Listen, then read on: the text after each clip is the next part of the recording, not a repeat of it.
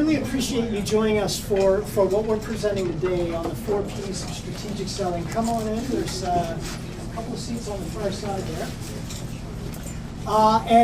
Look, hats off to Tamwood, certainly, for making this space available and inviting us to present. We're really excited to present on our subject today. Selling is certainly a very critical part of the startup process.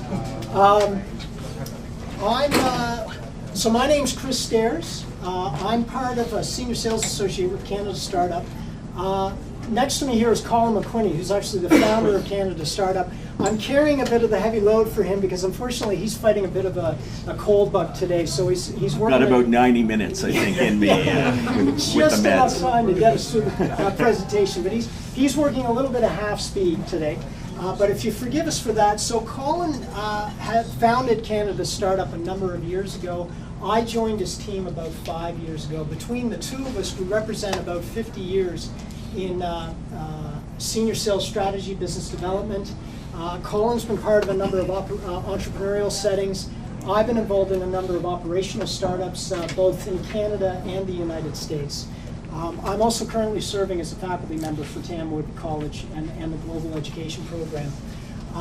And again, so we're here today to talk to you about some of the initial, the do's and don'ts. Come on in, gang. There's still some room. Bruno, where do we, how many seats left? Couple here.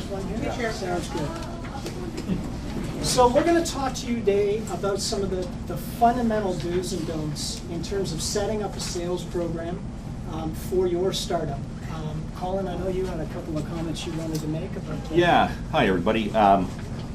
So we started Canada Startup just because we were working actually with a lot of companies. I have another company called Sales Experts, and there were a lot of startups starting to hire us and saying, we want you to do a sales program for us. And we very quickly figure out that they really weren't ready for a sales program. So I thought, well, why don't we reverse engineer what we've seen work for a lot of the companies that we've worked with and really put it into a process that we can help startups. And that's where Canada Startup came from. And you know, what we like to say is there's a lot of workshops in the city. There's a lot of incubators. There's a lot of information out there for all of you on how to do a startup, and it's great. What we found is a lot of founders came to us at some point and said, okay, we need to get something going here. We need to start executing. And we keep reading articles that, depending on the article that you read, 70 to 96% of startups fail in the first year or two. And the number one reason that they fail is what? That's the second. Yeah. The reason they're out of, one of the reasons they're out of money is no product market fit. lack of revenue. Not generating revenue. And so I brought Chris on as well, and we like to say, because Chris is a numbers guy, and it's got to be the combination of both to be successful in sales. So we like calling ourselves customers in cash, and we also like calling ourselves a microwave. We're not an incubator, we're a microwave. If you need to get something done now, and you need to execute on programs, and you need to get out in the market, and you need to validate your value proposition, and you need to validate your target market, and you need to get some referenceable customers going, that's what we do, because that's what we feel startups need. Certainly in the early stages. Okay, so I like to start that way because that's really where we come from. Is we're not theory. We are, how can we actually sit down with the company and get them to the next level of revenue? Okay. And one of the things we typically discover when we talk to any client, or we sit down even in conversation with a startup, is you get this classic conundrum, which is that you may find you've got an exceptional product concept. You may even have a minimum viable product that you've put to market. You're working with some pilot partners. You're moving towards a bit of a sense about what your pricing strategy should be. You've got some money in the bank. The investors are supporting you, but now the heat is on. You've got to start generating revenue. And the classic response is, well, no problem, let's hire a sales team. Let's just get some people with bums and seats, smile and dial, and generate revenue. Well, the challenge is that's actually the worst possible move you can make, because as CEO and founders, and we're going to assume the majority of you are either a CEO or founder of a startup where you're working very closely with the senior management team, you need to make sure you completely understand what sort of sales program you need to build for your particular company based on your business model, based on the industry and market that you're in.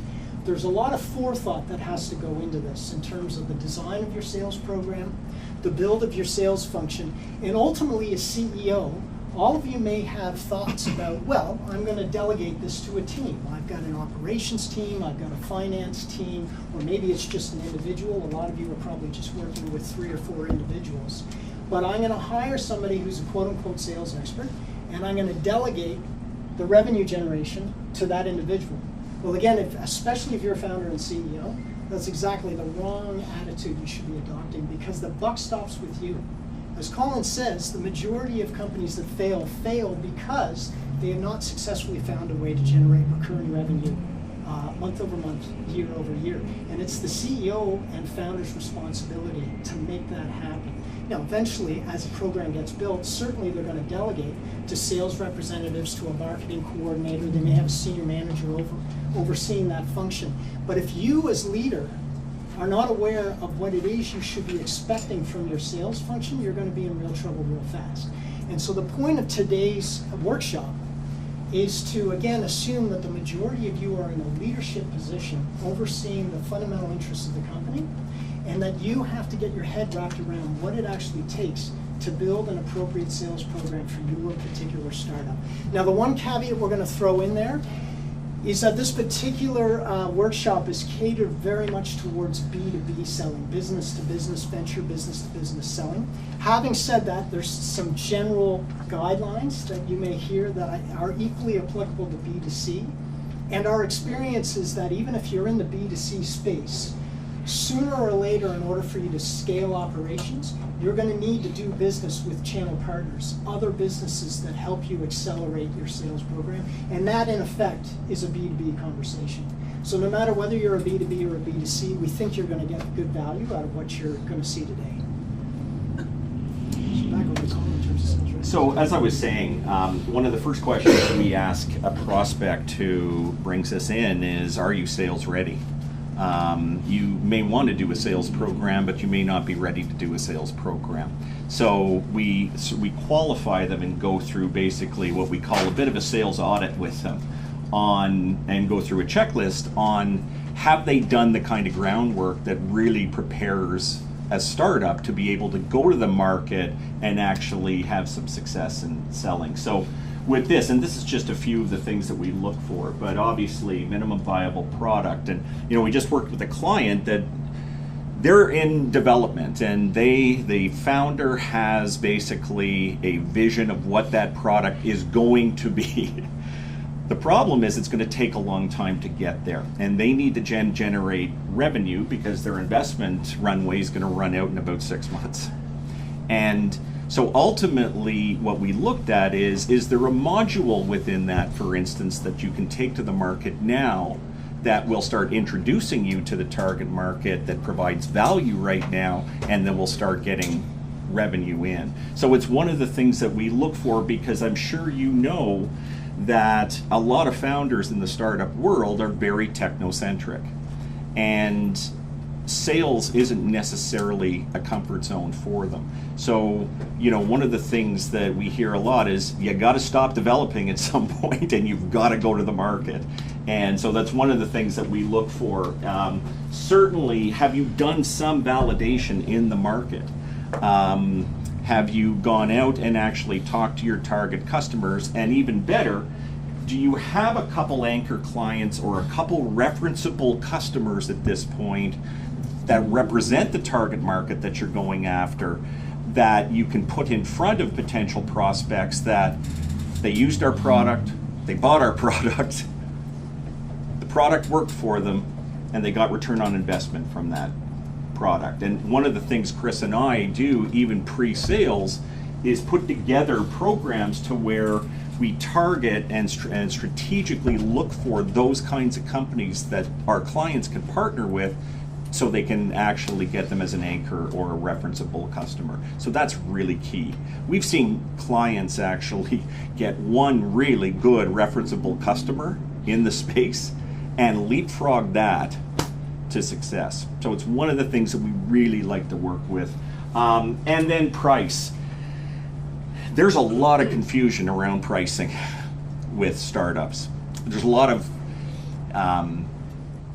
anyway, that's all, I guess that's the best way to say it. And if, part of it is, well, let's get a prospect and then we'll put some price points in front of them to see. So you've got to experiment certainly with pricing, but you've got to go through a model, and we work on this a lot, to where your pricing needs to sort of capture two things. Can the market bear it? And two, does it cover basically your costs at the same time? Okay. And that dives into a really critical point, and Colin mentioned that, we kind of work as the customer and cash team.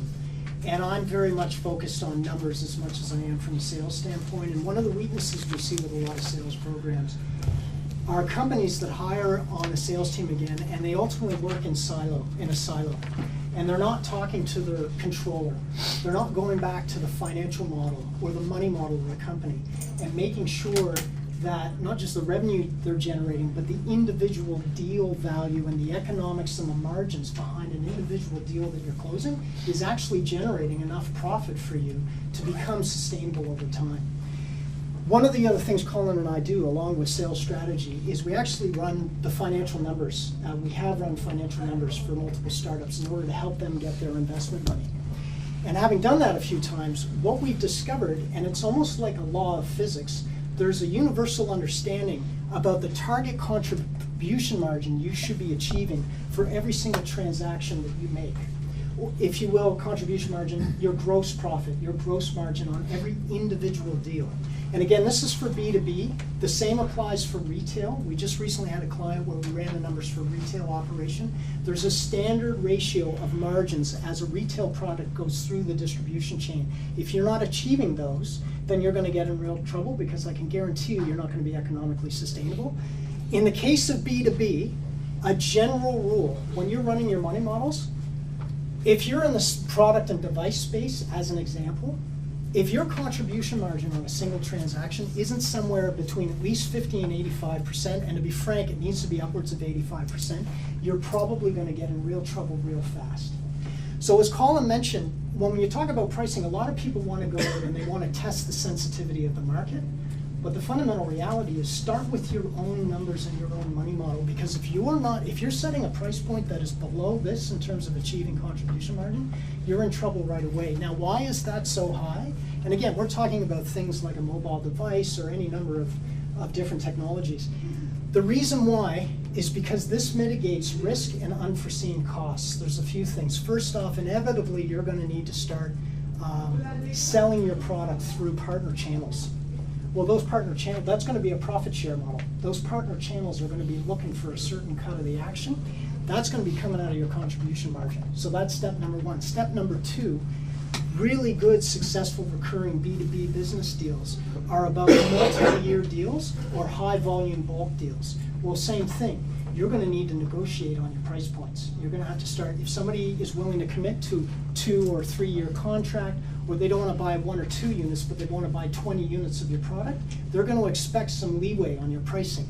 You've got to make sure you have margin to address that. Most importantly, there are always going to be unforeseen costs within your operation, either your fixed operating expenses or direct materials. I mean, if you're producing something that involves precious metals, for example, there's a fluctuating market on precious metals.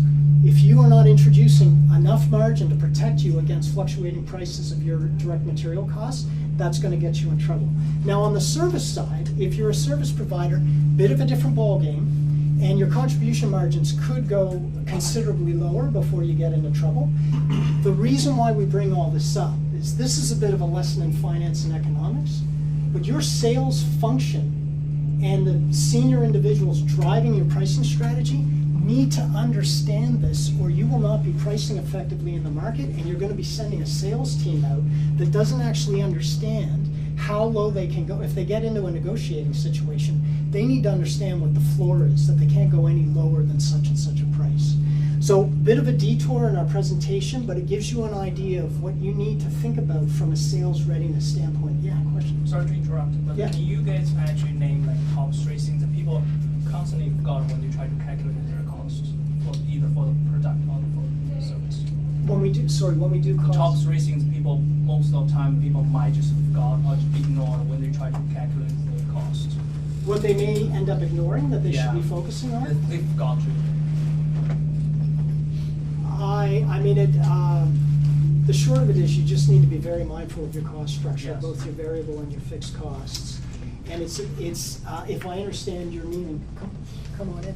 If I understand your meaning, before you even can go to market with a particular product, a particular value proposition, and ultimately a price point, because the buyer is thinking about value price. It's this. Before you even get into any discussion, you need to understand your cost structure, both in terms of your variable costs, but also your fixed costs, which means you've got to itemize it and completely understand, based on the activity of your business, what's going to happen with that cost model, because that directly informs your pricing. The good news here is it actually, to some degree, makes your pricing discussion much easier. It eliminates a lot of internal debate about where you need to go. And there's a point at which customers may be pushing for a price that's just too low, and you identify, I can't go, we just can't go there. We're maybe a niche market play, we're maybe a premium product play, because based on our current, the quality of our product and our current cost structures, that's the game we play. And then you can revisit how to adjust those costs. I think the easiest answer to that is that we find a lot of companies don't go through this discipline as well as they should. Right. So I think there's a lot of different areas to look at that get into more specifics, but we go into a lot of startups where they're throwing mud against the wall here. And so that's really, go through the discipline and understand, because the other thing you want to track is, especially with a SaaS, for instance, is part of this is you're tracking your customer acquisition cost as well. And so, and your lifetime value of the customer, but you've got to have the baseline to be able to track it, if you know what I mean. So, yeah. It's all about an interdisciplinary dialogue. When you're starting out in the beginning, your CEO, your controller, whoever's responsible for your financial model, and whoever's leading your business development function, they all need to sit down in a room and have this conversation. If you don't, you're flying blind. And we say this because, again, one of the tactics and tools that a sales team has in their toolkit is price. And if you don't know how to negotiate price and you don't know what the safe threshold is for price negotiation, you're going to get into real trouble real fast. But there's a lot more we could get into on that. Just one last quick one. A super quick one. Yeah. Just because I want to make sure I got contribution margin and the percentages understood correctly. Yes. If you made a product and the fixed costs were X, then your minimum price you would try and sell a product would be 2X. And then based on a 50% contribution margin? Yes, or another way of looking at it is basically you're looking at price minus the direct cost of sale, so the variable cost. So whatever material goes in, in the case of the iPhone, it's whatever the material costs are, the cost and time in the factory, the labor involved, that direct cost. At the end of all that, there should be 80% plus or minus left over. That is profit that's going to your fixed costs and your bottom line. Okay. Yeah. Thank you. All of this you can look up. I encourage you to Google this. If you haven't taken a financial management course lately, this is stuff you can Google real quick and just look at variable, fixed cost, contribution margin. But this is, if you don't understand this right now and you're in the driver's seat, figure this out pretty fast, because you shouldn't be thinking about a sales program or hiring anyone until you get your head wrapped around this part. Next up, back to you. Now with that, Chris is going to get to the next slide here, which is working out sales goals based on a break even, which is a very good place to start, but we do recognize there's other pressures when you're setting sales goals. You're trying to validate a market, and you're probably hearing this week, I hope you are anyway, is that it's not always the best idea to go out and get investment as your first step. And the basic reality of that is if you can actually prove a sales model and get some recurring revenue going, you're looking a lot better and in a much better negotiating position with an investor at that point. So early market validation may not actually, you're not that worried necessarily about your cost structure at that point. It's about penetrating a market and getting proof of concept sometimes. So we understand that. Investor expectations, once they've given you some money, there could be a lot of pressure coming at you. And I'm telling you, we have seen founders buckle to that pressure and put a sales goal on their team that does not make any sense whatsoever. And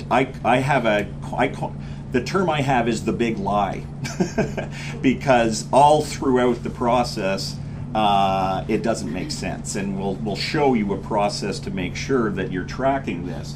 But we understand that there are pressures certainly to this. And then, of course, financial pressures, because everybody has a runway.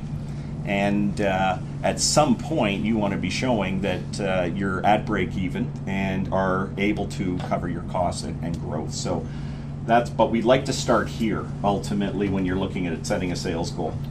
And again, as the number guys in the Laurel and Hardy show, this is another exercise we always encourage our clients to go through. Ask yourself, do you clearly understand what your break-even revenue target and sales target looks like? And the reason why you need to go through that exercise, whether or not an investor cares about that figure, and they should, you need to go through that because most especially if you don't have any sales history whatsoever, it's the only known quantity you can start to build a sales program around that you can begin to project for. That's something very simple to run through. Once again, looking at your financial numbers, and if you are CEO and founder and you don't necessarily feel comfortable with evaluating your financials, but you have a controller, then get your controller to figure that out. Say, tell me what the revenue target is to break even. The reason why it's so critical, most importantly, as Colin said, this is the do or die threshold. You're going to have investors who say to you, give me your conservative, your moderate, your aggressive growth scenarios. I want to see them across various different channels, various different geographic markets. Maybe you have more than one product SKU. I want to understand how your revenue is weighted between different product SKUs. All of that is fine and dandy, but the reality is if you don't know what it takes to get to break even and in a position where you can start being cash flow positive, that is the most important threshold for survival, period. So you got to know what that number looks like. It's also equally important for you because as soon as you hit break even, you are no longer dependent on external funding. And that is critical because that gives you, I think we still have a seat left there somewhere. That is absolutely critical because once you're no longer dependent on external funding, you have a moment to take a breath, step back. Your ship is no longer leaking.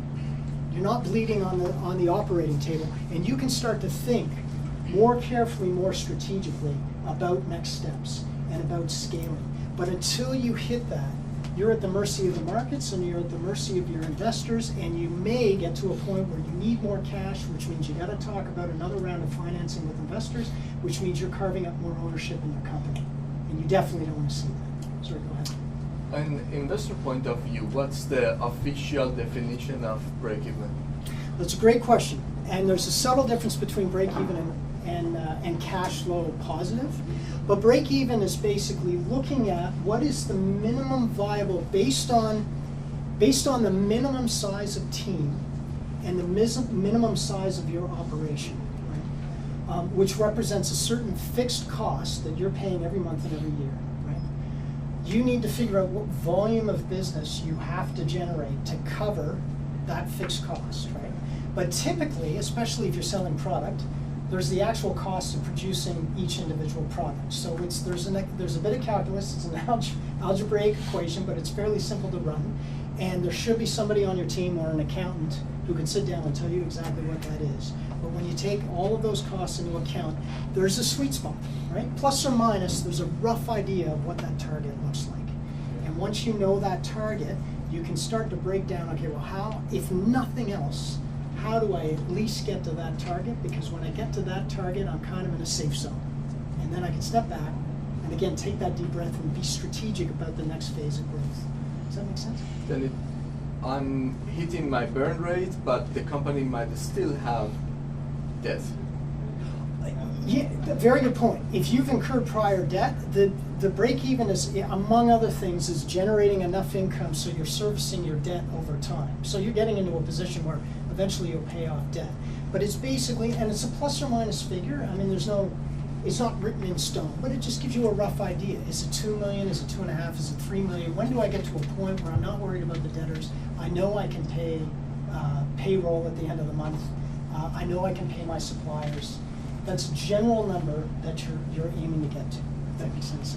I think we got to roll. Yeah, we gotta Yeah, keep going. sorry. Yeah, Like, sorry. I we'll, know there's a lot we'll of- be able to answer. There's a lot here, so I just want to make sure that Yeah, that we gotta- get to it. we gotta Okay, get going. but we'll. Pardon me. Do we get the slides afterwards?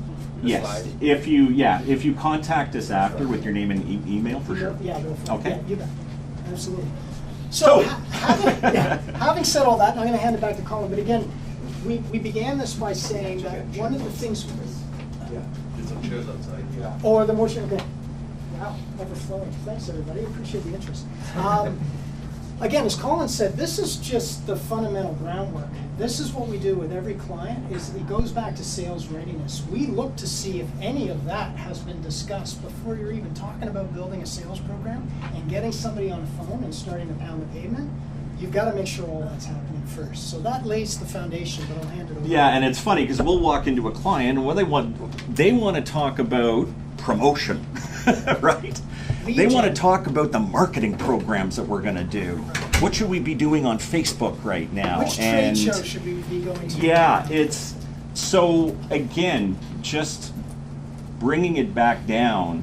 What we have seen is what we're not in the business doing is doing programs that are going to fail. So customers, in a sense, need to qualify for us because we know from a reverse engineer point of view what they need to have in place to have a chance at doing a good sales program. And a lot of what we just covered here, is not necessarily what they want to talk about, but as we start bringing them through it, it really empowers a founder. That's one of the things that I've seen is when they know their numbers. They can walk into an investor meeting, and many of you have probably been there, the monthly investor meeting, when they know their numbers inside and out, when they know why they've set a goal, when they can break that down, it gives them a tremendous amount of confidence, not just to the investors, but to their own people. And a really great sales rep, actually, who you might be wanting to pull from another competitor, for instance, is going to ask that question too. They're going to be asking all this. How did you come up with You this? want a real sharpshooter? This is What are the they metrics should here? be asking you. Yeah, a If you VP can't of sales coming in should be asking you this because they know if they've been successful with a company that this is the foundation actually that needs to be built before they can be successful. So anyway, so there were the 4P's of marketing, which I'm sure you've heard of. It goes back to the 50s. So we thought, well, let's actually do the 4P's of selling. And so that's what we've got is process, presentation piece, people piece, and performance. And as Chris and I were going through this, we thought of some more P's actually, which is we just did it, preparation. And at the end of it, we came Talk up a bit with about predictability. as predictability, which we're all looking for in a business model at the end of the day. So anyway, these are the topics that we're going to cover today as far as putting a sales process together. So this is obviously the first of the 4 Ps. For me, this is the one I get most excited about, and it really, as we walk you through this, in our minds, it really represents the foundation of everything else you need to start considering about building a sales program. And specifically, when we talk about process, and you're probably all familiar with the notion of the sales pipeline. And we've handed out a one-pager yeah, just actually, thanks. so you have a reference point as we go through it. It's an example of a sales process. everyone should have this Not that somewhere. they're all like this, but it gives you an example as we walk through this bit of a reference point. So when we engage with a client, after we've gone through the sales readiness checklist, the very next question we ask is, have you mapped out your sales process?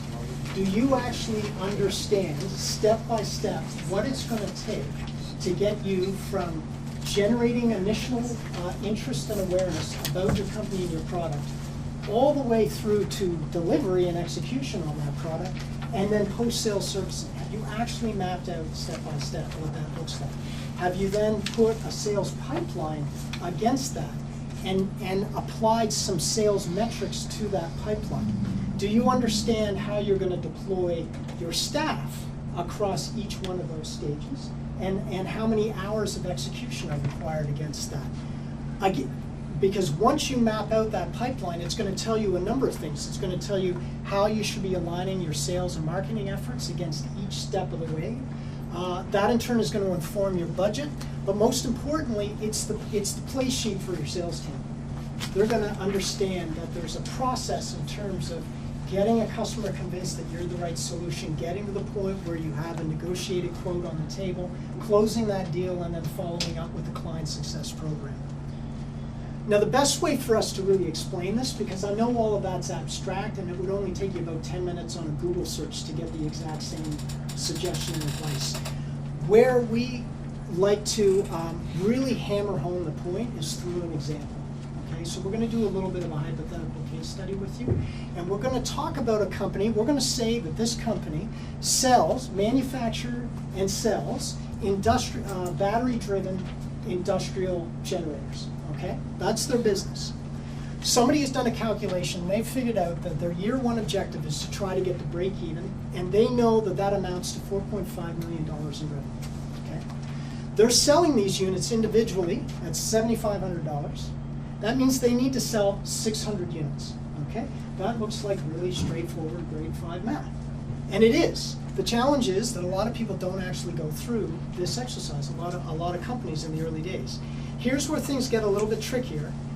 You need to start thinking about, well, yeah, but what does the average deal value look like? Am I selling these one at a time? Am I getting into channel partner situations where maybe I'm selling 20 units at a time? What does that look like? It's a bit of guesswork in the beginning, but if you do a little bit of market outreach, assuming you have a few anchor clients already in your book of business, you're going to be able to estimate roughly and ideally conservatively what the average deal conversation is going to look like. Now, in this case, for the purpose of the exercise, we're going to say that you're targeting for an average deal valuation of $22,500.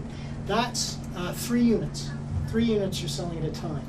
Now, why are we doing all this? Because it gets down to the most important number that a sales team has to understand, which is that they got to close 200 deals by the end of the year. Now, the reason why that's so important is because as human beings, as a sales team, this is about effort. $4.5 million is far too abstract. Even 600 units doesn't really inform me as a sales professional what I have to do. I need to understand when I sit down at my desk on a Monday morning, what is actually the goal I'm trying to accomplish? And how do I apply my hourly effort to get there? Well, the actual effort that I need to focus on is closing 200 deals. Now, this is going to be a critical number that we're going to revisit. And we're going to apply it against the sales process and the structure of the pipeline, which is the handout you're looking at. Now, we could spend a lot of time just talking about what this looks like. We've thrown up a hypothetical. In this particular case, we're coming up with a scenario where there's actually 6 stages to your sales process, okay? And this is what we mean by, as a team, and the CEO should be sitting down with whoever's leading the business development function to say, you explain to me how we get from selling 600 units into final close deals of 200.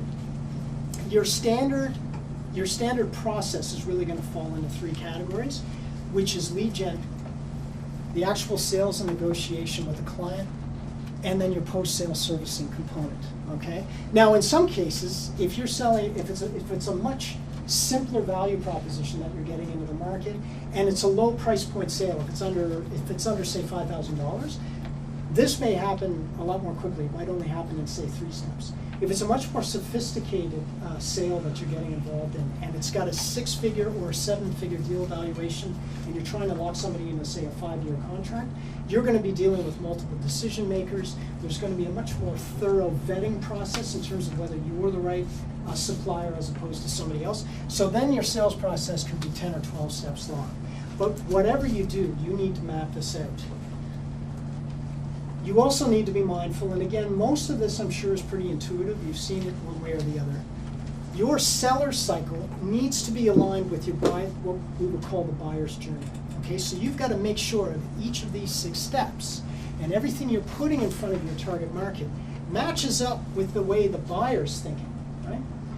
And there's you know, a few different paradigms that are out there. Again, we can all Google on the internet, and we're going to find any number of consulting experts who sort of have their own way of looking at things, but really it falls into 4 key buckets, which is there's a point at which the potential buyer realizes I got a problem, and I need to fix it, and I got to find a solution out there. It's a product, service, whatever it is.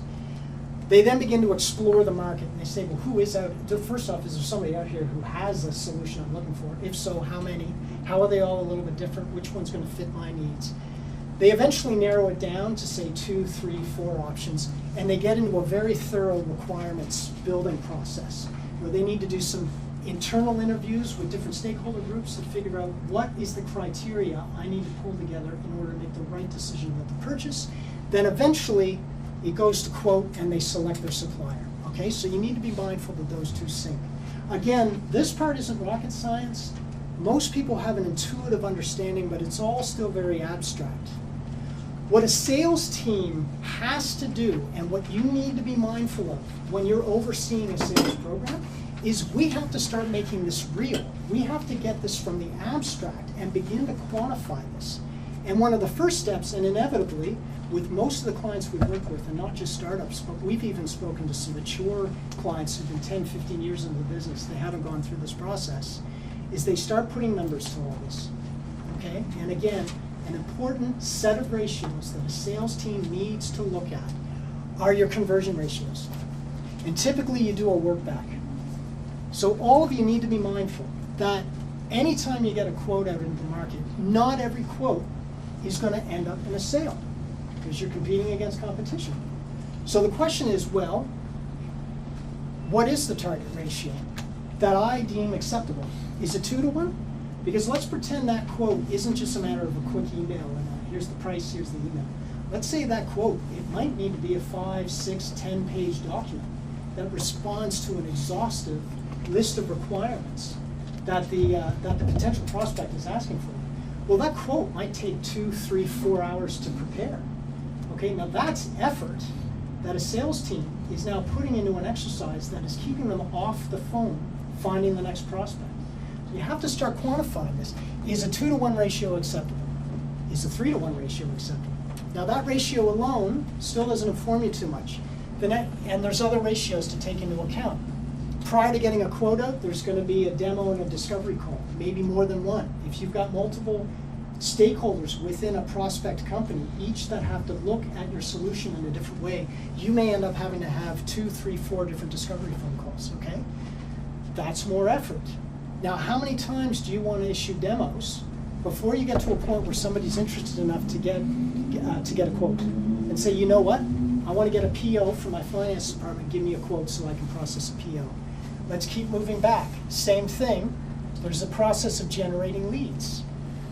Well, there's going to be a lot of marketing effort that goes into that and a big marketing spend. So what's an acceptable number of leads that will lead to a call? Because not every suspect lead at the end of the day is going to be a valid, qualified lead. A lot of them are going to be bogus, especially when it comes to inbound traffic on your website. People who may fire off a quick note through your information, or somebody downloads a white paper that really means nothing as to their intent and whether now's the time for them to buy a product, right? So there's going to be a ratio here.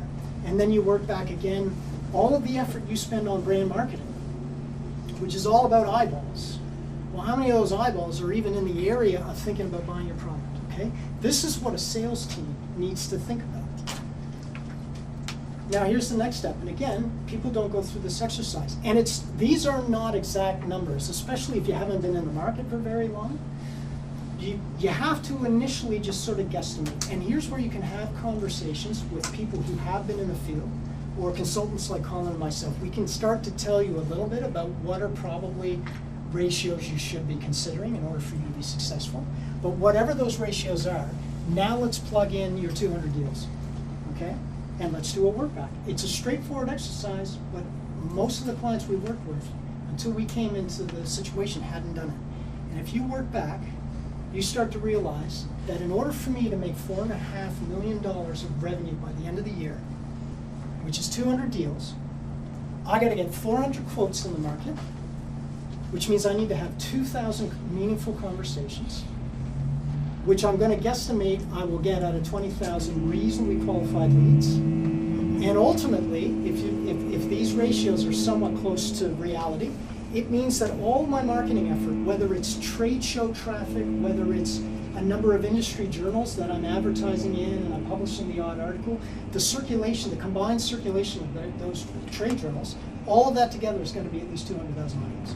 Okay? This suddenly takes an abstract journey and sales process and starts to put real numbers to it. And as soon as you get real numbers, people get motivated. You have direction.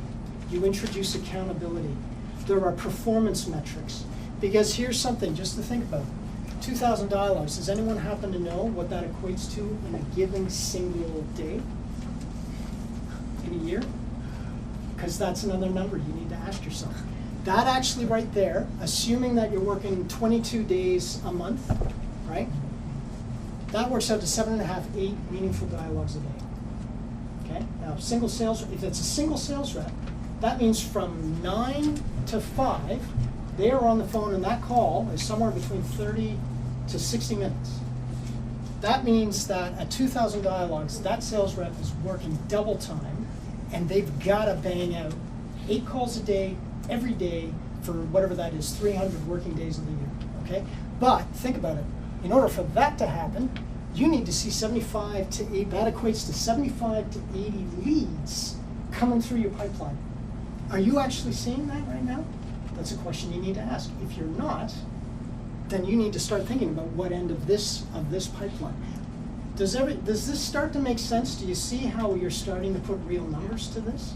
And this is before you even hired a sales team yet. It's critical for you as the CEO and founder to at least get an idea of what this looks like, because you have no idea what you're hiring for, and you have no idea what you should be asking your marketing team for until you start looking at these numbers. And we know these are going to change. Absolutely. Right, they Yeah, should they should. change. But you They're gotta going start to somewhere. improve, the ratio should improve. Exactly. The effort, therefore, we're going to get smarter at who we're targeting at the front end, but it's a great start to start tracking that and to put accountability on the people that are responsible for marketing and sales. Yeah.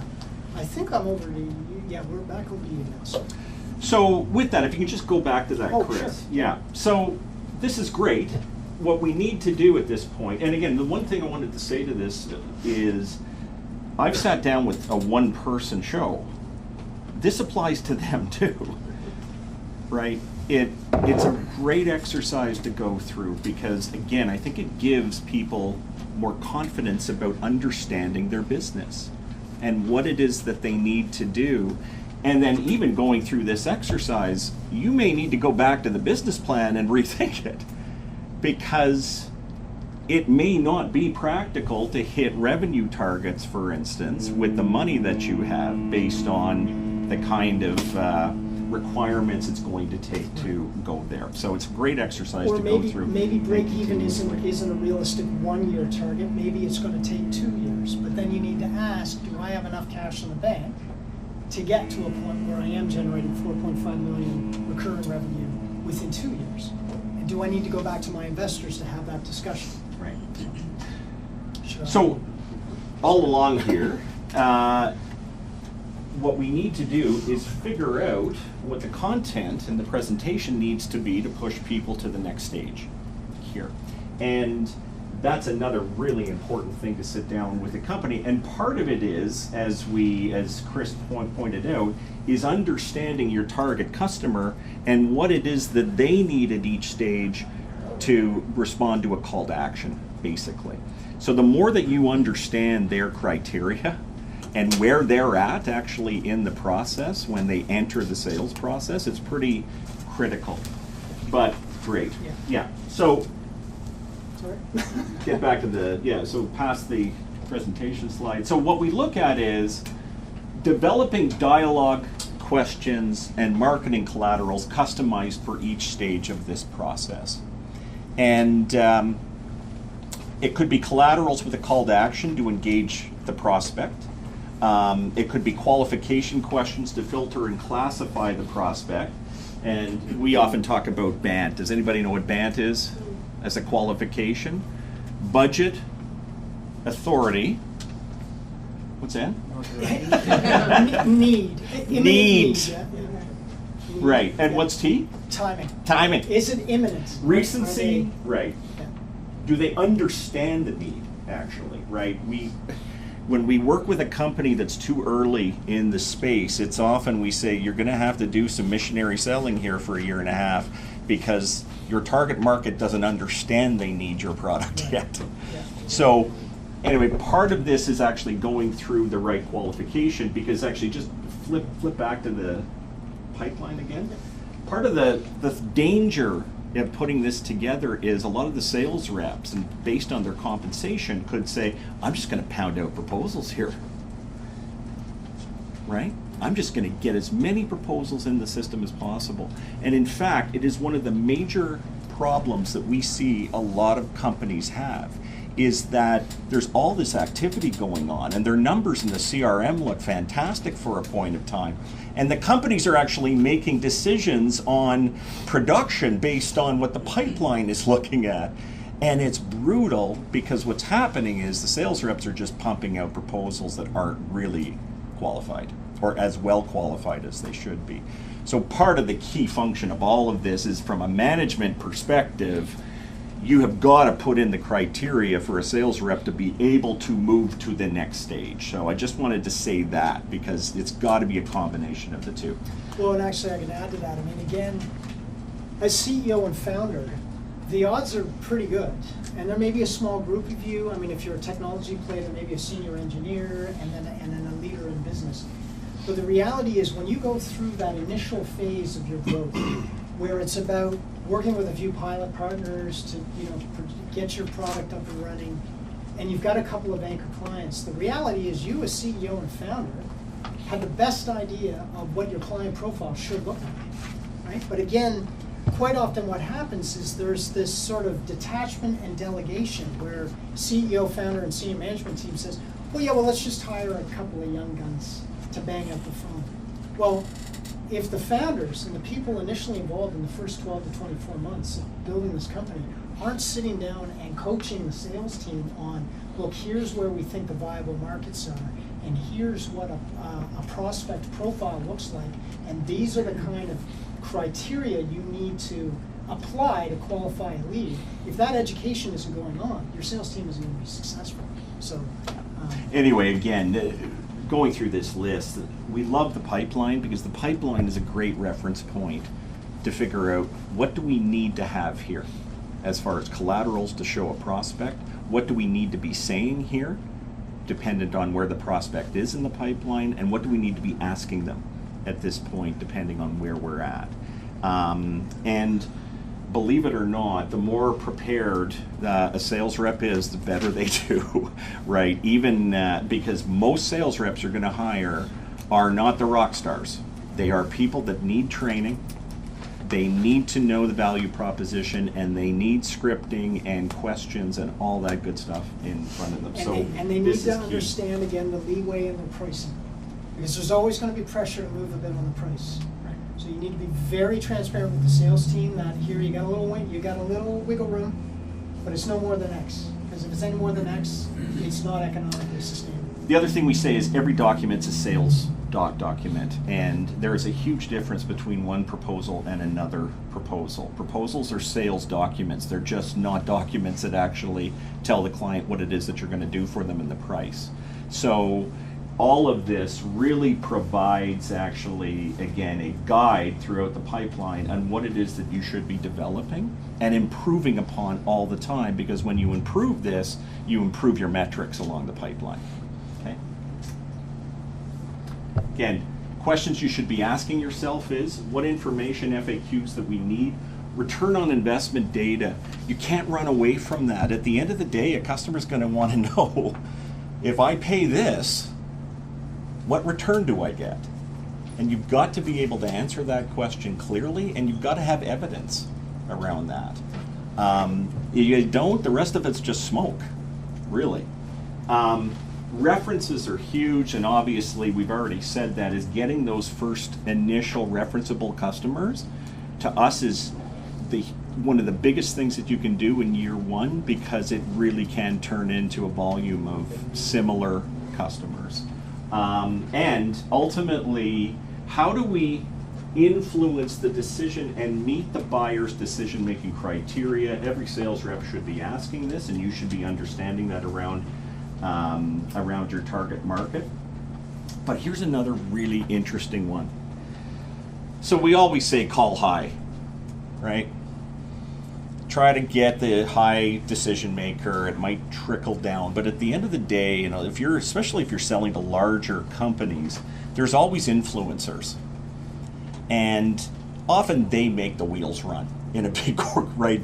But they need to be armed with everything we just talked about. So one of the things we've seen be really successful is ask that influencer what they need to bring to the board, for instance, or to bring to their, because if they are actually on board with you, they need to be actually provided with a package and training, in a sense, to go to that board and become your de facto sales person. Because the reality is they're not very good at it without that.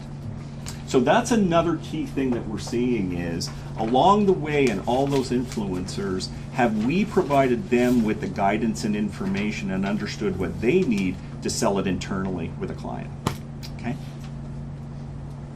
So this again just goes back to what I was saying, but ultimately you could map out what it is that you need as far as content and dialogue, white papers, whatever it might be, along this process, basically, to help push the prospect through in a timely manner. So, And I mean, sometimes there's a point at which it gets very tactical and very granular, but again, you need to ask yourself, this area in particular, I mean, look, there's a whole separate discussion about the marketing engine, which is not really what we're gonna get into today, but obviously, a lot of this is about your marketing team, generating inbound leads through digital marketing, content marketing strategies. You know, are you involved? Are you posting webinars? Are you posting white papers, et cetera, et cetera?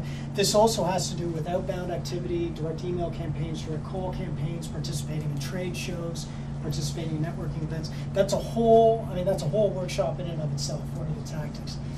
But again, as it relates to generating collateral and messaging, I mean, this is pretty key, and you need to be mindful that you want to make this a structured, standardized exercise, because as soon as you get more than one person repping your product, you've got to make sure they're consistent in what they're doing and how they're doing it, what they're saying and how they're saying it. And so an example would be with demos. Classic example, if your software is a service company, right? Your software is going to have a certain amount of functionality that in one way or another you need to demonstrate. But you also need to blend in, as Colin said, some slides about ROI data and the overall value proposition and how you're addressing their particular problems and pain points. Well, here's the question. Does your company have a standardized 20-minute presentation and slide deck? Now again, that may seem pretty straightforward, but we've walked into company situations where there's been a, what do they call it, a boiler room of 4 sales reps banging out calls, and they're all doing it differently. Some are firing off 2 emails and then getting on the phone. Some are getting on the phone first, then an email, then getting on the phone. Each of them has a different kind of video presentation that they've cobbled together. And then some of them have great strength, others don't. They're not even necessarily meeting once a week to share that. Okay, that is a problem straight out of the gate. You need to standardize what that looks like. You need to, if there's a slide presentation, it's got to be a fixed slide that's centralized in the archive. There was one other situation we had a conversation that was very different. It involved a company that was using drone technology to do data acquisition of infrastructure maintenance, like highways, railways, that sort of thing. Well, I happened to have a sit down with them, and I kind of walked them through this process, and we got to the point where they realized there was a certain number of presentations they had to do, and some of those presentations had to happen out of province. And I said, well, I'm assuming like by conversation number 2, you need to do a real live demo on site. And they're like, yeah. I said, so when you need to get on the plane, do you have a kit ready? Do you have a box in a closet somewhere with the drone, with the software, with the script clearly thought out, so that when you know that deal is that conversation and that demo is set up in Alberta, you can just hit the closet, walk out the door, and everything is set. And they were like, no, we don't have that. And then the question is, well, do you actually have 2 or 3 of those? Because you may be sending people in different directions. So I mean, again, this is getting very granular, but part The other of- thing I'd like to say here is, often we actually go in and say, you don't need 80% of this content you're sending to people. Because the marketing department is pumping this stuff out, because that's their job. But what it does is it kills the sales process, because ultimately a sales rep's on the, been engaged with a prospect, but they're told, now I've got to dump the 20 slide demo on them. Well, no, you don't. Not if they're past that, right? Not if they have engaged with you and said, and we see that all the time. It's great to have a process, but we need to understand that every situation is individual as well, and the sales rep needs to qualify very, very well, because we see that all the time. We see 50-page white papers being sent to a prospect. They're not going to read that. They're not going to read the first page of that. So let's be real here when we look at this stuff. The marketing department thinks they're doing their job, but at the end of the day, the whole goal here is to get somebody as a customer in the way that they need to actually, and show them information in a timely manner, but don't put them in a box that you're killing the sales process, and so you've got to be careful of that. Which is as a well. good point, and we've got a bit of time, so I'm gonna throw this in, which gets into another topic, which we're not gonna get into in a great deal today, but automation. Everyone's hearing about marketing automation. Everyone's hearing about sales automation. My personal instinct, I think Colin feels the same way. We're getting way over automated. Way over automated. And it's causing a lot of problems. One of them is exactly what Colin's saying. If you get, with B2B, inevitably you need to have a human being talking to a human being. It's very rare. If the deal valuation is in excess of $10,000, I guarantee you there has to be a human conversation happening at some point to have the assurance to validate the CFO's concern that, yeah, I'll issue the PO for this $50,000 expenditure, et cetera, et cetera. That has to happen. So if you start introducing too much marketing automation, as an example, and to Colin's point, you start kicking out white papers every second week, but in the meantime, your sales team is taking this one lead and that they're already kind of down the process, maybe even issued a quote. If that individual suddenly gets a white paper out of the blue because they're on an email circulation list, that's gonna piss off that prospect. That could potentially jeopardize the conversation, because that you're communicating that you're not coordinated internally, right? And then that reflects poorly on you as a company. So just a word to the wise, be very careful about when you introduce automation. Colin's going to get into people and team, but that also goes back to, you're going to start to see where it's critical for the sales and marketing team to be working very closely together and communicating and understanding. And not screaming at each other. Right arm and left arm, and also being compensated accordingly as well. And the reality is there's some fantastic ways you can compensate the team through this entire sales process, which actually builds and directs and motivates them to work together. But it all starts, the whole reason why we bring this up, is it all starts with planning your sales process and understanding what that looks like. Because inevitably, you can come back to it and ask yourselves questions. Like the question we're asking ourselves right now is collateral and messaging. Well, again, you just start with this sales process and you ask yourself, what is the collateral and messaging I need for this stage of the sales process? What is it for this stage? What is it for this stage? Who's executing each? Sometimes I know I'm going to hopscotch. I know I'm going to go from traffic straight into a discovery call. Well, if that's the case, I want to make sure this person isn't suddenly bombarded with white papers every other week, because I've got a live fish on the line and I need to treat them a little bit differently. I saw. Okay, exactly same questions about, as a tech startup, we always adopt the agile development. We do this kind of fast iterations, which means it is very possible that the sales already sell some kind of features to the users. On the other hand, the marketing part will maybe 2-3 weeks later they build a bunch of new features already ready and it's already marketing. So what would be your suggestion on those kind of situations? That's where the CRM kicks in. Yeah. I would say, to where you've got to segment basically your prospects based on where they're at and coordinate with your marketing department the information that they need to get and when. And the one other point I'd add to this, which again is a whole different workshop, it's one of my It's been one of my specialties and my bone of contention for the last 15 years. In a lot of working situations, I've been the systems administrator and the database management guy. And if there's one thing I cannot stand is the misuse, mistreatment, and the poor maintenance of any database system. Okay, you said you weren't going to talk about this. Yeah, Chris. I Okay, know, let's I move know. on, I mean, please. it's like being AA. Don't talk to him about data. Yeah, no, we've got a little bit of time, so just quickly, word to the wise.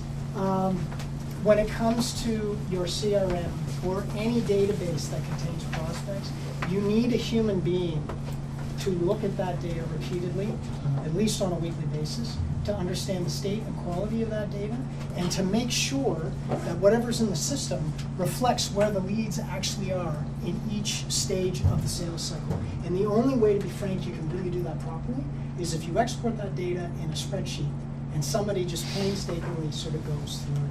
If you just blindly hit send on your email database, I guarantee you within a couple of weeks some of that data is already out of date, and the only way to verify that it's accurate is to designate somebody to be the data administrator. And there's so many situations. Happily, we're generationally speaking, we're getting into a place where the younger workforce gets it, and they're treating data with a little bit more respect. But if you're not, if the leadership team is not coming from a space where they use or understand the importance and the nimbleness of systems and data, you may have a bit of a cultural challenge there. So you just need to be mindful of that. Okay. People. Yeah.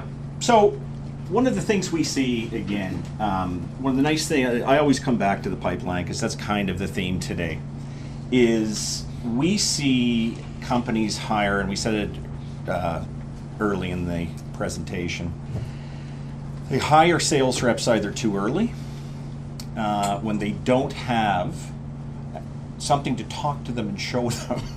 They throw them to the wolves, and it's usually a sales rep that's maybe had some experience, and their expectations are high and it doesn't work out. And I mean, I'm sure you've seen sales reps leave in some of your experience quite quickly. So by going through the pipeline and having metrics that are tested a little bit, by having some of that collateral that's ready to go and tested, some of the qualification questions, by showing them how the numbers work. It's not just, you're going to climb that mountain, it's here's the 5 steps to actually get there, and we've tested this a little bit. So if you do these activities, you should be successful to this point.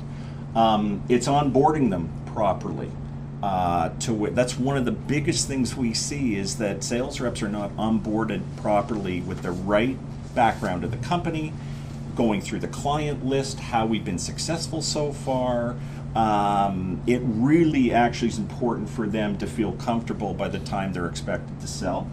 But having this stuff prepared basically allows you, it prepares you for the sales rep coming in. The other thing that we see are companies that may be a little bit more mature in the process hire a VP of sales way too early.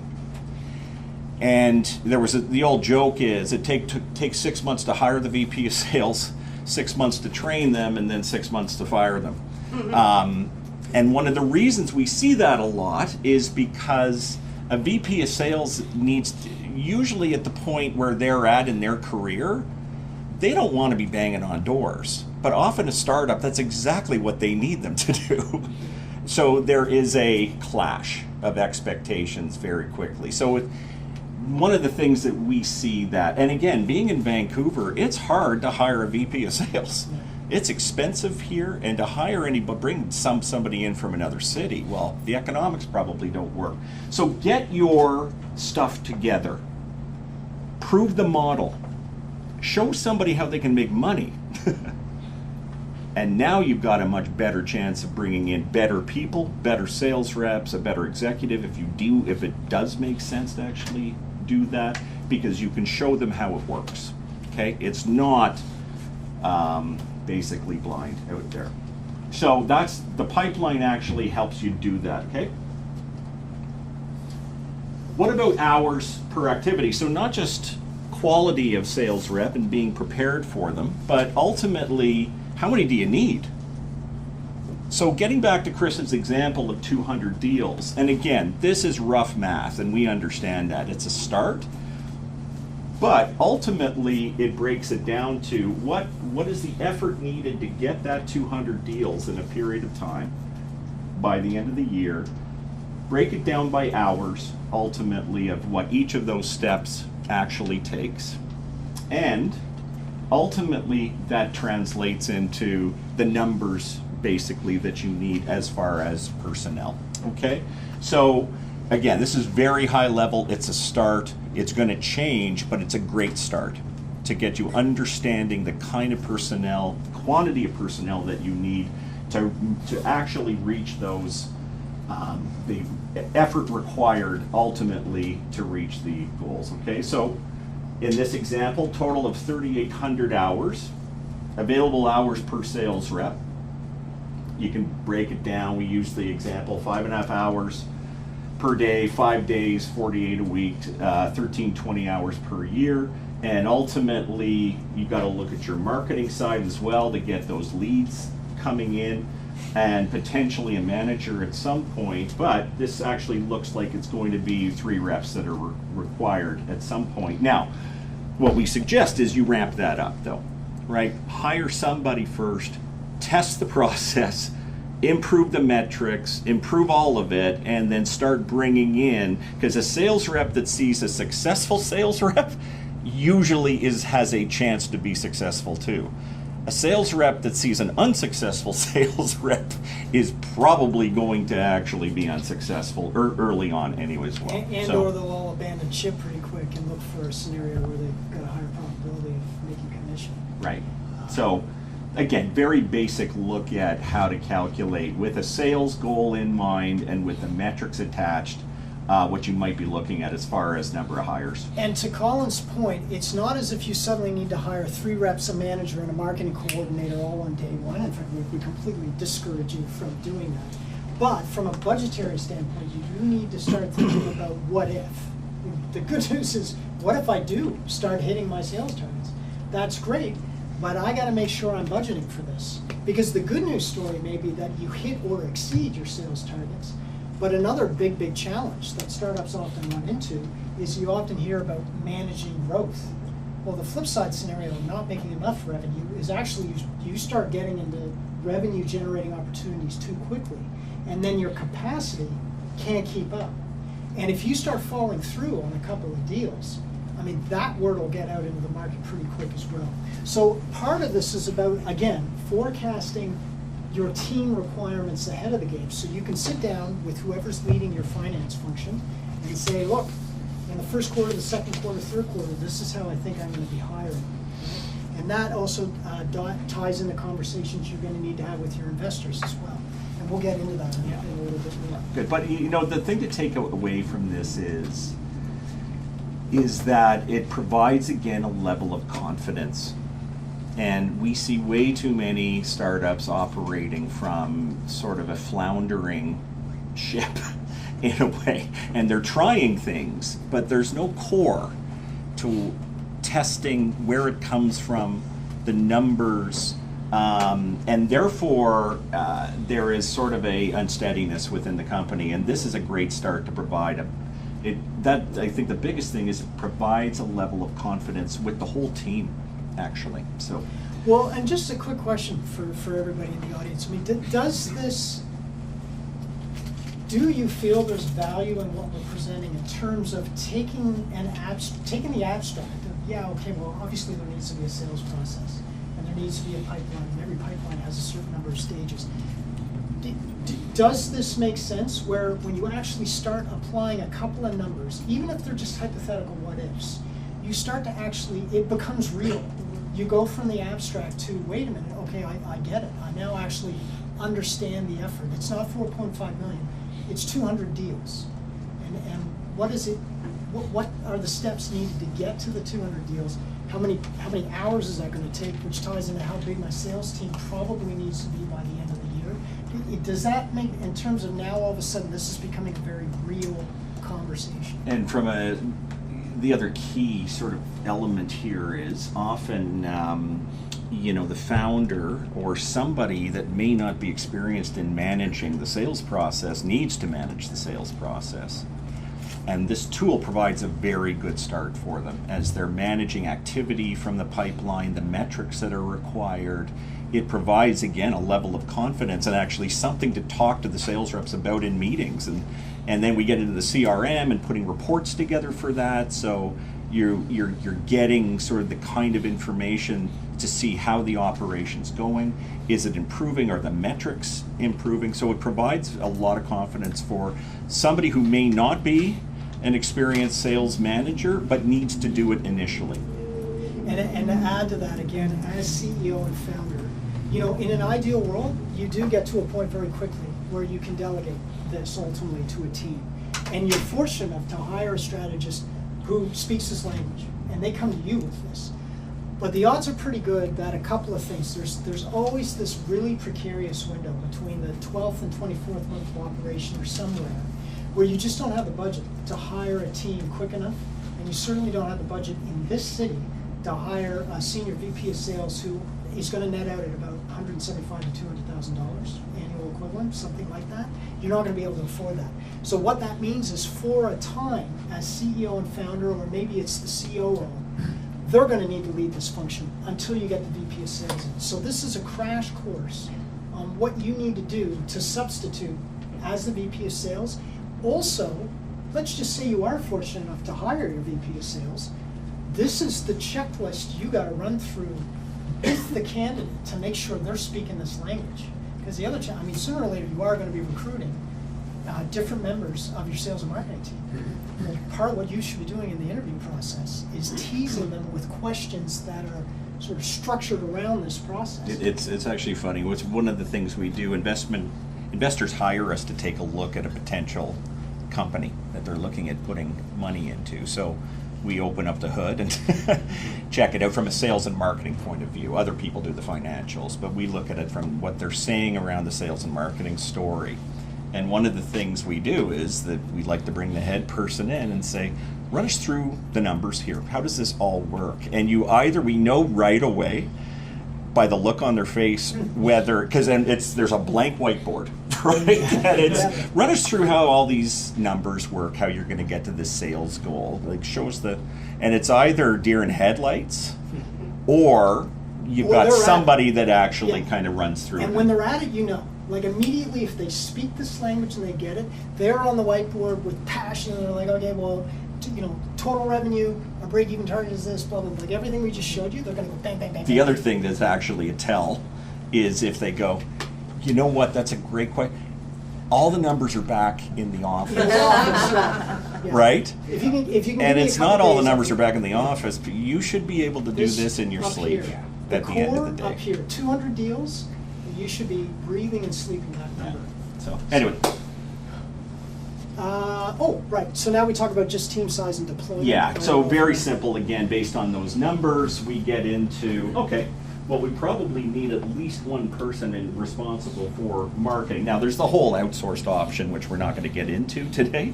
It's obviously really important to take a look at some points, but if you were hiring somebody internal, we need somebody here, 2 sales reps actually with the budget that we have. And ultimately, and this is really dependent on how important and if there is a real requirement for post-sale servicing. Many of you don't, but if you do, it's actually critical, as a lot of you know, to get engagement with your technology. Or based on the volume. Especially if you're a SaaS. Like this might end up being a 4th quarter hire. You're not going to hire this straight out of the gate until you have the volume of business to justify a more robust post-sales service program. But you could, I mean, one of the things we see with SaaS again is you could do a great job here, and you've got a client, and they're ready to go, and they've got the technology in front of them, and you're charging them a monthly fee, and if you drop them here, what's going to happen? They're going to not use the software properly. So this is a key function here of basically bringing on, onboarding a client, and getting them to use the technology. Checking in with them, and again, this is where the automated, I mean, one of the things that infuriates me, and that this is, I mean, we're all a little bit different, but you know, I subscribe to any number of software as a service services. And actually, to be frank, the thing that bugs the crap out of me are the weekly tips I get. Because 3 times out of 4 of those tips have no bearing on really what I need to use the system for. It is, now, granted, I recognize there's a certain degree of scale you got to be mindful of and what you can afford. But rather than bombarding me with 6 different emails over the course of 2 months with tips that are not relevant to my need, in that 2-month period, if a human being called me once and said, hey, Christopher, thanks so much for using HubSpot for the last 2 months, just checking in to see if there's any way we can help you, blah, blah, blah, blah, blah. I mean, that goes a much longer way to... And just one key point there again, because we're getting into some Yeah, detail here, but it's a big problem with SaaS companies today. Because the drive for a lot of SaaS companies is to automate this process at the front end. We're going to drive people and we're going to get them to sign up, and our cost of acquisition is going to be very low, which according to all this, that's what I need to do. And because of the because technology, we can drive down the price a little bit, we think the model works. The model doesn't work if the customer needs to interact with the technology in any way, or even in the sales process, they need to have a conversation. The onboarding is not automatic. And so you really have to look at that as a SaaS company, because we've walked into situations where they want to be that automated, low cost of acquisition, and they're signing up customers, and customers aren't lasting. Their retention is brutal. Part of that is, last thing, and then I know we got to. Part of that is for any of you who's spending time researching the trends in not just sales and marketing automation, but artificial intelligence in general. There's one fundamental shortfall with AI that keeps coming up if you listen to the podcast and so forth. AI has not yet figured out how to estimate human intent. Intention and purpose behind your action, that's not something AI can figure out. The only way you can figure out intent of a human being is to have a conversation with that human being. And I just leave that with you, because at any point in a sales and marketing effort that you start to think about automation, you've got to make sure at some point along the line, through the entire automated process, have I actually figured out why this person is talking to me, right? Because, and I guarantee you, AI tries to figure it out based on the activity it's seeing on the internet, the number of did you download 1 white paper? Did you download 3? Did you download 10 in a matter of 24 hours? Okay, maybe that's an indication of interest, but that's not telling you why they downloaded those white papers. They could have downloaded those white papers because they're competition, and they want to copy you, and they want to take your best content and repurpose it for themselves. You have no idea what their intent is. The only way you can get to intent is by having a human-to-human conversation. So this is just another separate philosophical point. I think we're good here. Yeah, I think we're good. So what to focus on as well, individual and team sales goals. Again, I will go through this fairly quickly because all of these are big topics in themselves, but and when I say team sales goals, I want to throw the marketing person in there too. And I want to start paying the marketing person on closed leads, because it will get their attention on the right kinds of things that they need to be focused on. Not paying them completely on closed leads, but certainly it needs to be a piece of that. So just as an example. Key activities and metrics to reach those goals. Again, we look at the pipeline and we can train people on what they should be working on and the kinds of conversions that they should be working on. And then we'll look at the very end here, we'll talk about keeping track of that and changing basically the process based on your results. Onboarding and training, I mentioned, is huge, and it's really not done very well at all, actually. It's unbelievable how many sales reps come in and are just literally thrown to the wolves because people don't have time. We're very busy in the office here, so who's going to sit down with the new sales rep? Right, I see that all the time, and you're basically setting yourself up for failure at that point. Continuously working on the value proposition. Who is the best group of people that will help you craft a great value proposition to their market? It's the people you're talking to, right? prospects, getting somebody on the phone and talking to prospects, decision makers about your solution, in 2 weeks, you will get so many good nuggets of dialogue from them. It's unbelievable. And so I always tell our clients, let's get out of the boardroom here and start talking to people in your marketplace, because they will give you the best dialogue that you can repurpose in your marketing and in this dialogue that your sales reps are having, and obviously clear expectations around what they should be doing. So yeah, compensation, one of the, again, incredibly difficult for a lot of companies to get this, but keep it simple at first. Again, I really like aligning sales and marketing and have them working as a team together and being basically compensated at least partly on full success. Peg it to some of the pipeline metrics that you're actually, as far as activities, but be careful on that as well, because they just could be padding proposals in the process. And individual team reports, same thing. So, okay. Great. So now we're going to get into the fourth and final P, which is performance. We've spoken now about designing your sales process and structuring a pipeline around the whole sales effort. We then got into what it takes to build your entire presentation from start to finish through each step of the process. Colin then talked about what it takes to kind of recruit and build a team of people behind it all. So now let's say you've launched your program and you're executing on your first sales campaign. The next step is you need to start measuring, managing, and adjusting according to the outcomes of that first campaign. Okay, Peter Drucker, famous quote, what gets measured gets managed. This is something you've got to do straight out of the gate within the first week, which means you need to understand, well, what am I measuring? And what does progress look like for me? What are the outcomes I need to look for? Which all goes into, you probably all show of hands, Kpi Key Performance Indicators. We've heard that term in one way or another.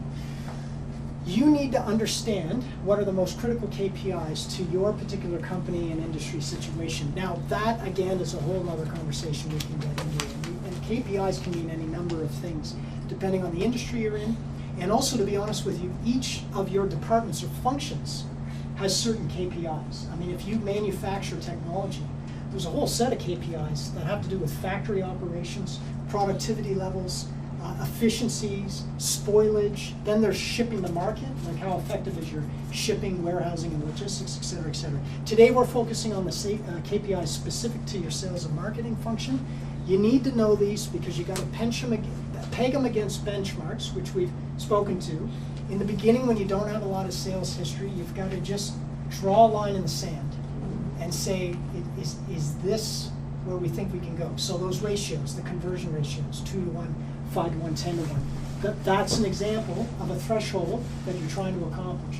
After a month in the market, are you reaching those or are they changing? It's critical to start tracking this immediately, because if you have a rough idea of what you should be reaching, you're going to know within weeks whether you're hitting that or not. I mean, we went back to the 75 leads a day, 8 calls a day. Geez, within 2 weeks, you're going to know whether you're hitting that number or not.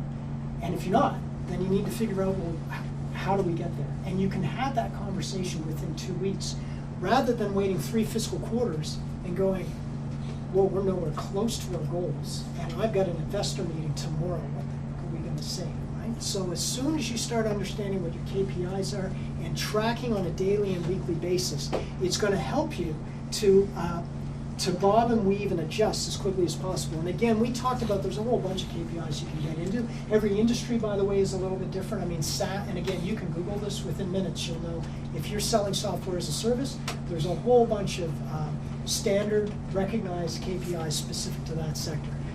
But going back to pipeline metrics, I mean, again, we've talked about this. There's the number of eyeballs you're trying to reach in a given month, which results in a certain number of suspect leads, certain number of dialogues, quotes, et cetera, et cetera. Now, based on the numbers we shared in our hypothetical, that's what you're trying to achieve.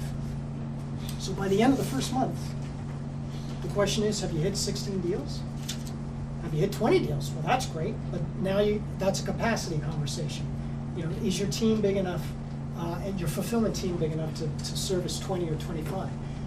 If you've only reached, so 4 times 4 weeks, if you're supposed to get 16 by the end of the month and you've only hit 8, well, after 1 month, you're on track to only hitting 50% of your sales goal. So you got 11 months to figure that out. But you got to start tracking right away. So I mean, let's just give you a what-if scenario, going back to our pipeline process. Here's an example. Let's say you've been in the market for a month and there's some good news, bad news. Here's the good news. Every deal you've closed has actually averaged out at 4 units, or $30,000 a deal, not $22,500. Okay, well that's a good news story, because it means technically to get to break even you only need to do 150 deals. Flip side is, it turns out that your conversion rate from issuing a quote to actually closing the deal is 3 to 1, not 2 to 1. So that now means if you start plugging all these in, you're on track. In order to reach your target by the end of the year, you actually need to get 450 quotes out. You actually need to have closer to 2,300 dialogues. Let's just say your suspect leads aren't as well qualified based on either where you're getting those leads or how you're getting those leads or how you're qualifying those leads. It turns out that for every 12 you hand over to the sales team, only one of them is turning into a realistic phone call. Right? So then maybe the question is, well, how do we fix this? Well, it could be you're using the wrong channels to get your leads, and or you've given a set of qualifying criteria to the marketing team that's not tight enough.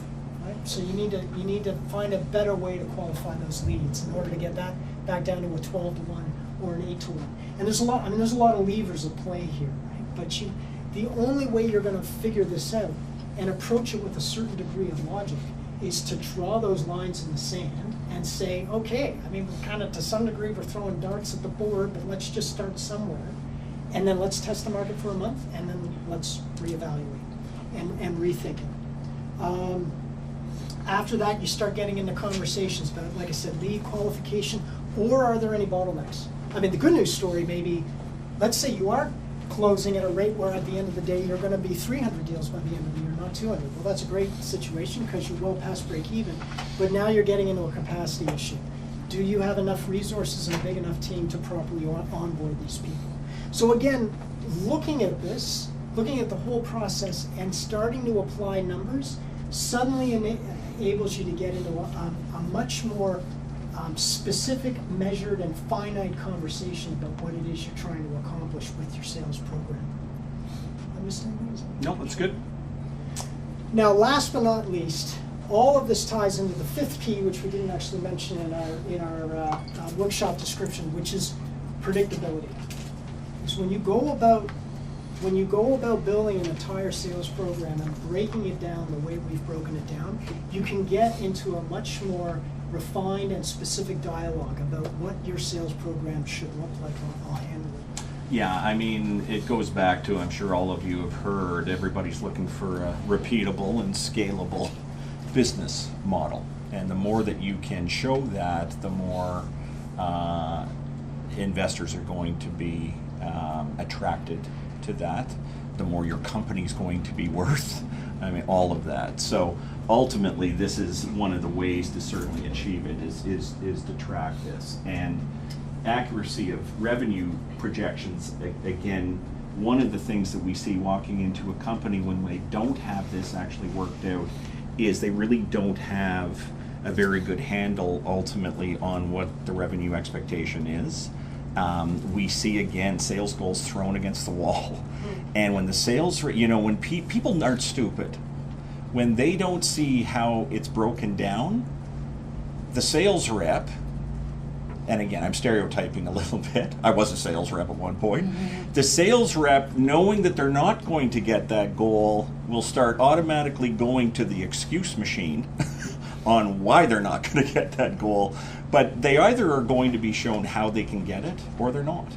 And so accuracy of revenue for sales reps, for investors, this is actually, you get some predictability around that. And so it could be as simple as saying, well, assuming we still have some greenfield out there, we're not maximizing the market, and we're getting these numbers here, then we should be pretty accurate in adding another sales rep. After they've been trained and they're up and running for about 3 months, we should be pretty close to getting an increased revenue of X because we know the metrics. And that's a pretty powerful position to be in. Okay? I was going to, well, and thanks, because that's a great segue into cost structure and use of funds. Because whether the conversation is an internal conversation with your controller or CFO to say, you know what, based on the first sales rep that we've hired, and based on how they're executing and the fact that we are hitting our target and even exceeding our target, I now need to go back to my finance committee of the board and say, it's time to pull the trigger on another sales hire. You know, will you allow me to hire somebody for $60,000 fixed salary plus commission, et cetera, et cetera. In the early days, that's a critical conversation that's not just CEO and controller. I mean, there's a good chance your board needs to get involved with that conversation, or you need to inform your investor that that's the move you're going to make.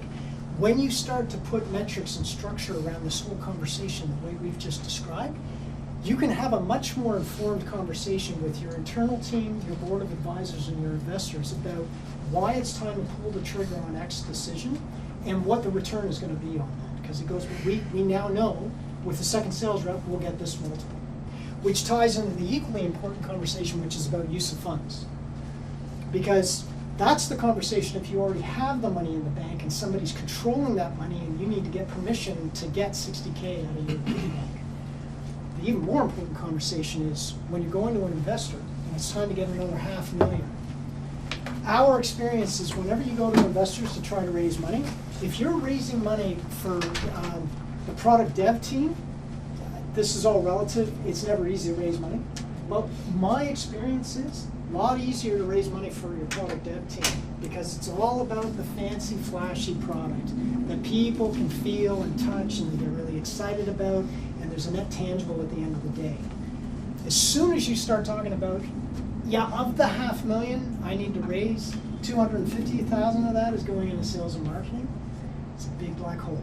If you haven't done it, I can tell you, investors completely shy away. Or they like to see it, but they want to know how you're going to spend it. Exactly. Because they've had the experience where it's been tossed away. It's been wasted away. Yeah. So the reason why this is critical is you can now using that logic that we just laid out, especially if it's about team hire as an example, or your marketing effort, you can now go back in a much more measured and methodical way and explain exactly why $250,000 of the $500,000 you're looking to raise, as an example, exactly why you're spending $250,000 on sales and marketing. It makes a much more informed, measured conversation, which provides confidence for the investor who may be considering an investment in your company. Yeah.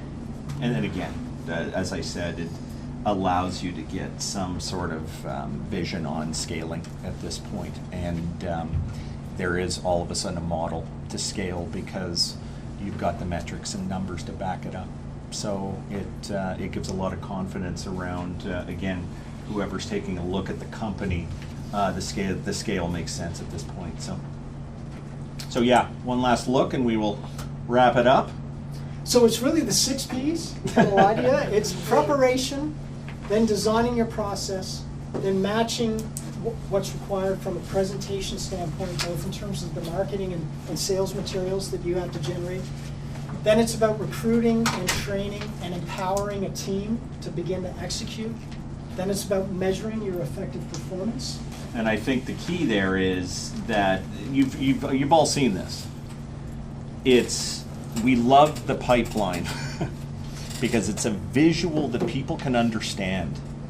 And we can map this onto a pipeline that actually then they see how it actually is relevant to their company, their situation, and they see how they can track it, make decisions around it.